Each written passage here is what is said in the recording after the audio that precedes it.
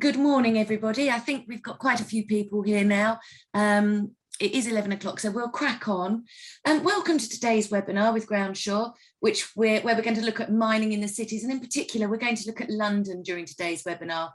So by way of introduction, my name's Faye Stenning, and I'm a marketing manager here at InfoTrack.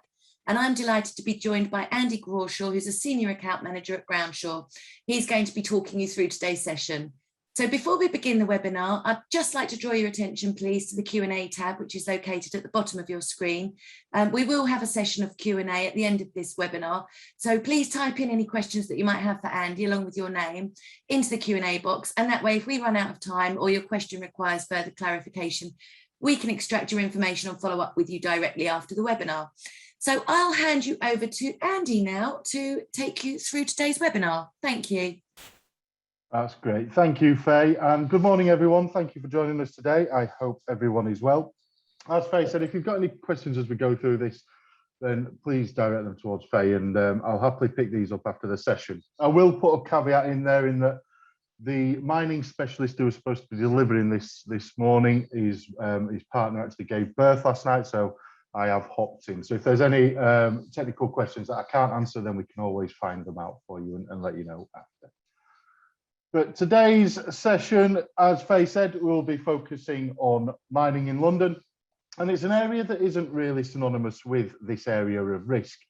What I'll do is I'll take you through the history of mining, the risks that can be found in London, along with a couple of cases and how it's been an issue in the past. I'll also briefly take you through the data that we use and how this fits into the reports that we offer here at Groundsure. So to start us off, what is mining? Now, mining can be defined as the extraction of minerals or geological deposits from the earth. Exploitation of these deposits for raw material is based on the economic viability of investing in the equipment, the labour, and also the energy required to extract, refine, and transport these materials found at the mine to manufacturers who can use the materials. If we consider something almost everybody owns, which is a smartphone, it will contain an abundance of minerals, including some of the following that you can see on your screen. So aluminium, gold, tin, carbon, and then there's also copper, which is mined quite heavily in the UK, and then things like lithium, chrome, and again, nickel, which is mined in the UK. Now, all of these elements will have to have been mined for the production of the smartphone to actually take place. And it's pertinent to consider simply the demands for mining by the mining industry itself. For example, there is a demand for coal, which powers the foundries, which also produce the steel. And this steel is required to make tools, and that's in order to mine the coal and for the headgear to raise the coal to the surface. The coal is then needed to power pumping engines and steam locomotives, allowing miners to go deeper in both coal and metal mines. Bricks are also needed, and that's to build the mine buildings themselves and also the foundries. Therefore, stone mining for elements such as clay, shale, limestone, and chalk are needed and are mined in the brick fields. And crucibles are then needed to smelt steel. These are made from fire clay, often found interbedded between coal seams. And this cycle is never ending, and it gives you an idea of how important the minerals are for the process itself, as well as the end product.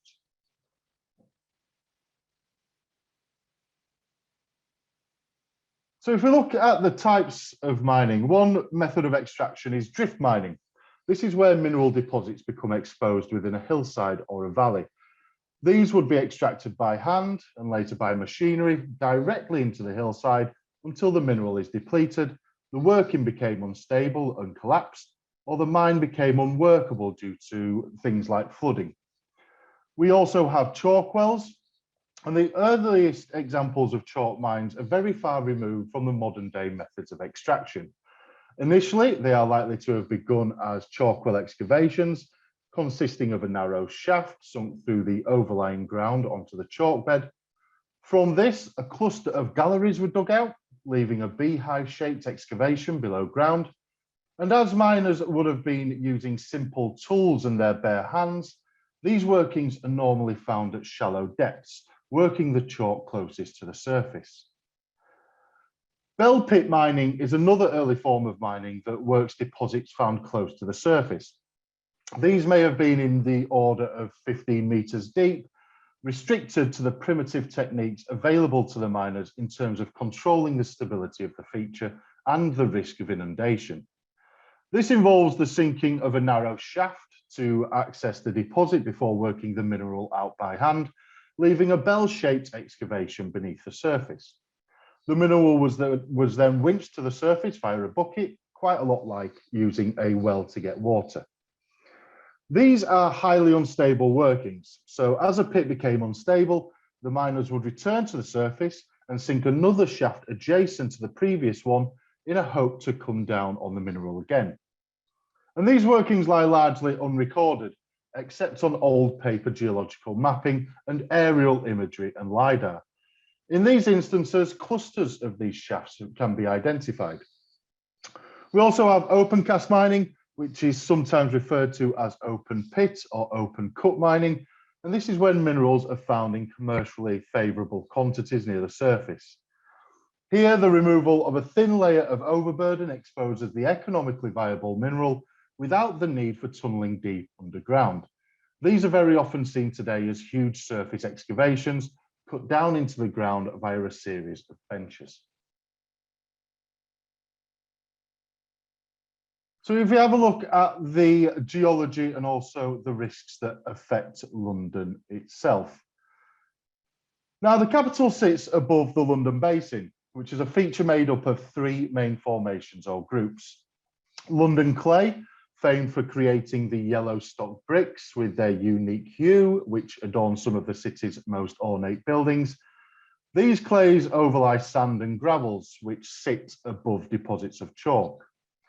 As London grew, along with its industrialisation, so did the demand for lime mortar, bricks and tiles for buildings. To feed this development, multiple informal chalk mining operations opened up to extract the precious mineral that lay beneath and on the edge of the city, often with associated brickworks. Now, there was quite a big scramble for resources. There was no regulation on how chalk mines were dug, and crucially, very few records of how they were left abandoned once they'd been exhausted of the minerals there. Plans that do survive from the late 18th and early 19th centuries are far from perfect.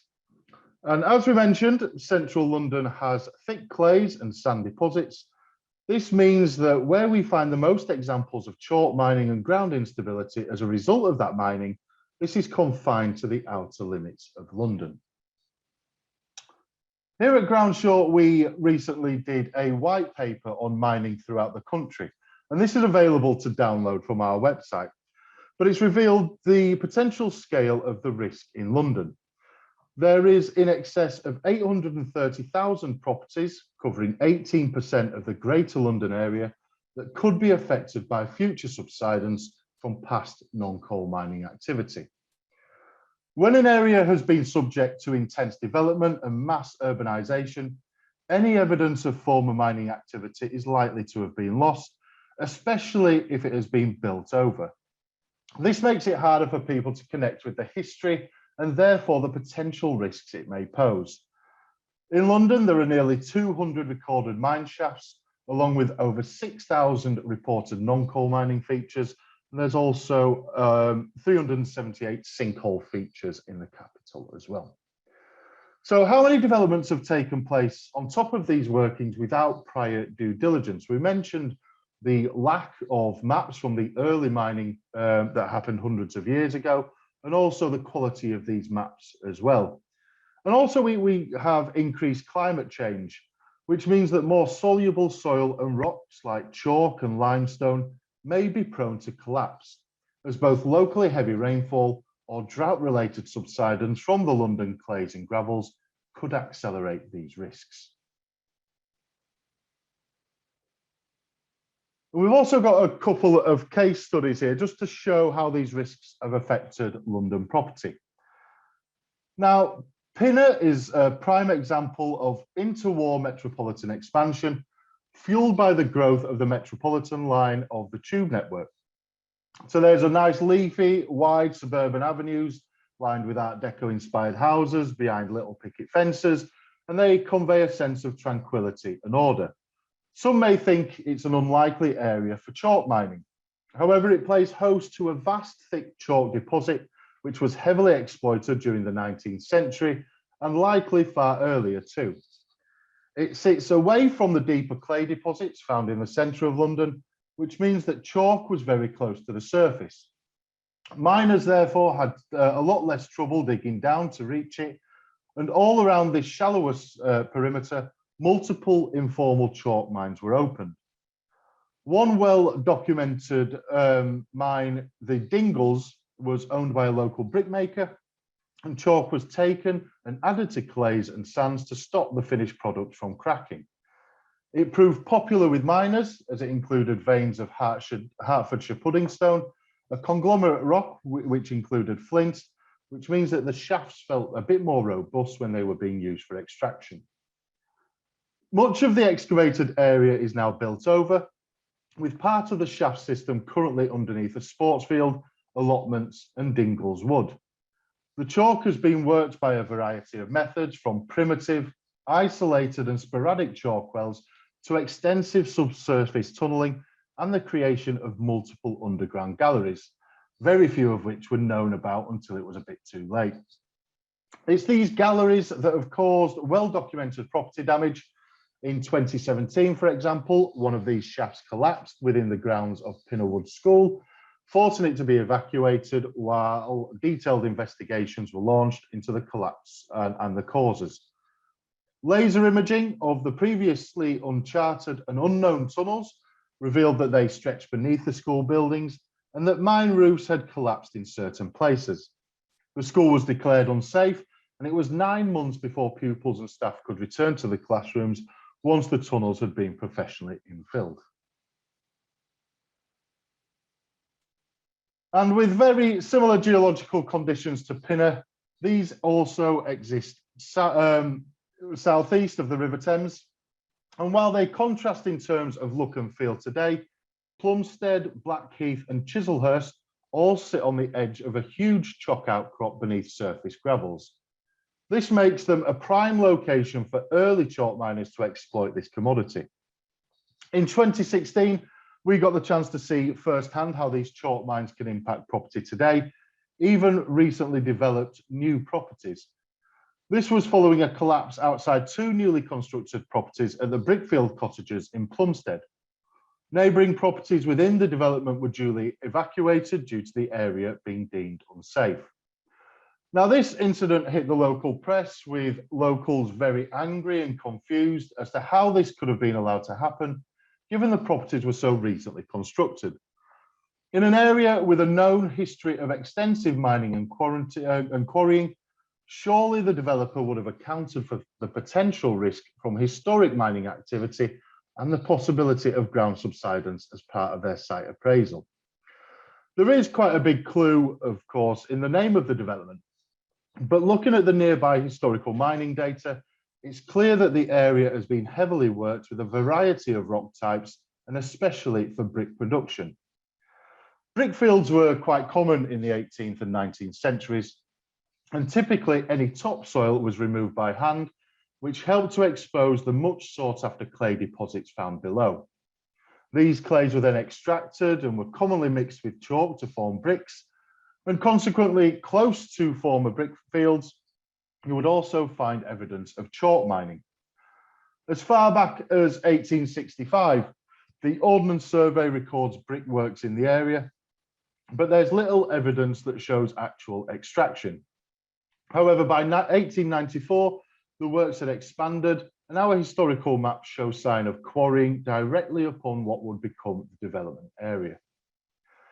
In the 1896 edition, extraction has expanded again, this time further east towards the area that will become known for its large underground chalk mine.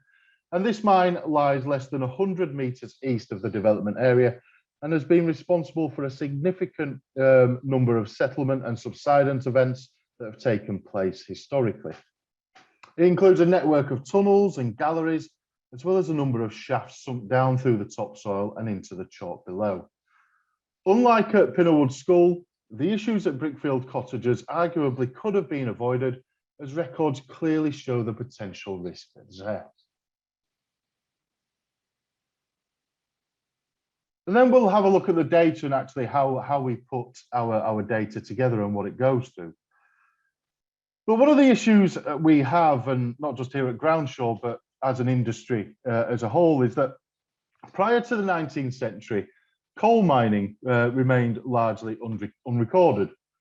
Back then, in 1840, the first Mining Records Office was established in London, but it wasn't until 1872 that a legal act came into action, making it a legal requirement to deposit an abandonment plan within 3 months from the date of abandonment.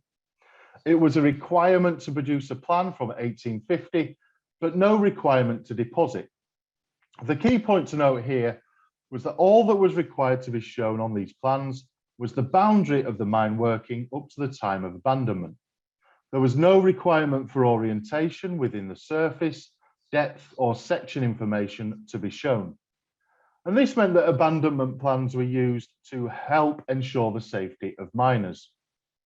In around 1883, the Mining Records Office was transferred to the Home Office, no doubt along with the collection of plans.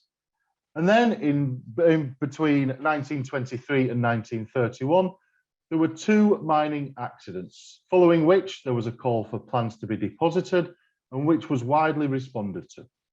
This was quite significant as it now included plans which identified the underground workings. And then in 1939, all of these plans were transferred to Buxton from London. Then, after the Second World War in 1950, coal plans were segregated from plans of other minerals and split into regional areas to allow the plans to be more easily accessible.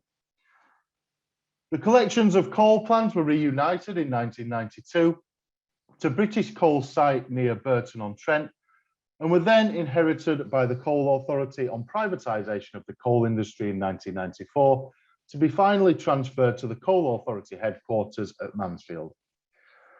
The reason why I've chosen to provide this potted history of the plans is simply this: plans were sometimes never produced, not deposited, lost in transit, or have become quite unreadable, torn, written all over, tea spilt on them. We've even come across ones with bloodstains on them. And this tells us that the records we consider are incomplete. The reasons why the plans were produced is not necessarily clear on the plans deposited. For example, plans can show exaggerated reserves drawn to raise interest in selling shares. The plans may only show a fraction of the mine's extent, identifying only those areas with which the mine was looking to exploit. All this provides the reason that you should have an experienced, competent coal mining assessment undertaken, as well as any sort of non-coal mining. And it's integral to the rationale in the provision of the Con 29M and also the Conveyancing Handbook guidance on non-coal mining. So here at Groundsure, we acquired Mining Searchers UK in January 2020. And along with that came their team of mining search specialists and also a good team down there of geologists. Mining Searchers UK have been interpreting and investigating mining since 1978. They don't just interpret the mining plans, they also have a vast history of looking at over 10,000 mining incidents, consulting on the collapse of mine shafts, and also helping to remediate mine shafts as well. So there's a vast wealth of knowledge down there with the team in Cornwall. This image that you can see on your screen is a map of Liverstone Mine in Yorkshire, which was mined for ironstones. And these were originally all paper maps, but the team down there have done an amazing job in actually digitizing these maps. So they hold over 6,000 geological plans, but they also build innovative solutions for our clients and InfoTrack's clients for their needs, such as 3D modeling as well. And we also have a unique collection of mine plans, in addition to our Groundsure historical mining database and our historical land use database as well, which can highlight any features that might be seen to be mining that weren't particularly recorded in the plans that are being deposited. And then we have our National Mining and Stability Model. This is a tool that we here at Groundsure have developed and used for many years within our mining and stability reports. The model has been developed and refined over 40 years of reporting and investigating mining-related risks. And this model now includes even more proprietary and third-party data to ensure a comprehensive assessment that is provided for each individual property. We combine this with our expert knowledge, our investigation reports, and additional information from thousands of transactions, and it allows us to accurately assess the mining and stability risk posed to each individual property. When each report is ordered, it goes through this National Mining and Stability Model, and this is to determine the risks to a property. And where risks are identified, a specialist mining consultant will review all of the data available for the property and the surrounding area to determine if there is a risk there. In quite a few instances, we will be able to issue a past report, and that might seem a bit weird that we flagged a risk, but we return it as a pass. But this just means that the risk has been flagged. Our consultants have looked over the risk and deemed it to be worthy of a past report. And it does give you the peace of mind that the report has been fully interpreted, and that's where the value lies here at Groundsure, and knowing that your client's property is not affected. And now to briefly take you through some reports that we offer that will help to show your clients exactly what the mining and non-mining, coal mining and non-coal mining risks are in your area. We have the Geo-Risk Report.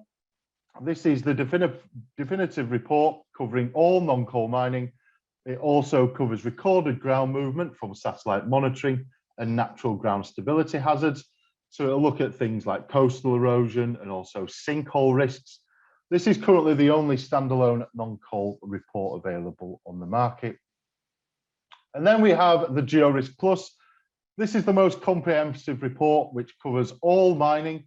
And as such, we're also the only provider of the 3 core mining types. So this will have a full Con 29M as passed off by the Law Society, and also uses the Coal Authority data. So it is a fully comprehensive Con 29M report. And we've also the only people that hold the Cheshire Brine data as well. So we produce the reports for the Cheshire Brine Compensation District, and that will be included in the Geo-Risk Plus report, as well as everything that I mentioned is within the Geo-Risk report. And then for a report that covers all risks, we have our Avista report. So not only does it look at the everything that's in the Geo-Risk Plus with all the mining data, it also covers you fully for contaminated land, for full flood risk is involved in the report.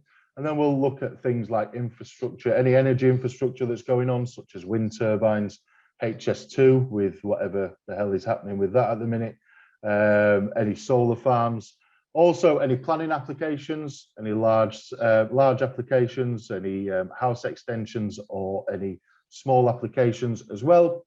And then it also covers things like radon and also any transportation links as well. So any national rail lines, the Crossrail 1 and 2, which obviously affect London, any underground stations, and also the Royal Mail line in London as well. So that is the full, all-in-one, comprehensive residential environmental report that covers all the risks that might be flagged on a risk alert on InfoTrack's platform or whoever search provider platform that you use. And that's everything from me today. Thank you very much for your time. I will pass you back over to Faye. That's great. Thanks ever so much, Andy. We haven't had any questions through, but if you do have any questions, then please do use the Q&A tab at the bottom, and we can answer those for you. I would like to say a big thank you to Groundsure and Andy in particular for his time today, and I hope everybody's found this session informative. If you do have any other questions about anything that you've learned today or questions in relation to ordering Groundsure reports through the InfoTrack platform, you can either contact us using the details on your screen at the moment, or you can reach out to your account manager who will be able to assist you. So we don't have any other questions. So I wanted to let you know that this session is being recorded and we will send you a copy so that you can refer back to any of Andy's notes. So all that's left for me to say is to thank you so much for joining us today. And thank you again to Andy at Groundsure for his contributions. And I hope everybody has a lovely rest of their day. Thank you so much.